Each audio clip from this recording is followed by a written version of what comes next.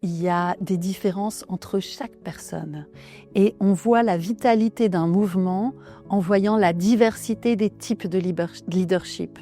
Si vous voyez des rabbins hommes qui sont tous les mêmes, c'est qu'il n'y a pas de leadership et que derrière, il y a de l'authenticité qui manque.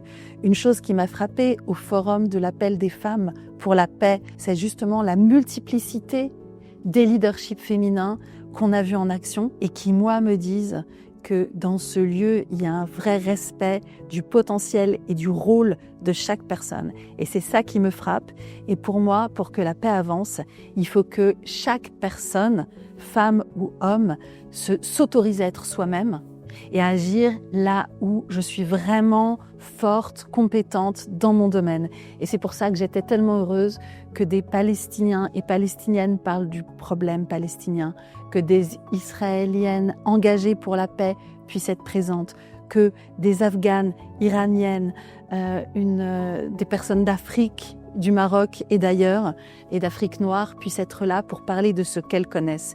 Et ce que je voudrais ajouter, c'est que quand j'ai fait ce pas, pour revenir à votre question, quand j'ai fait ce pas vers le rabbinat, je ne pensais pas que je deviendrais légitime. Mais je pensais juste que si j'avais quelque chose à dire et si le monde était prêt à l'entendre, alors moi, je devais faire ce pas-là.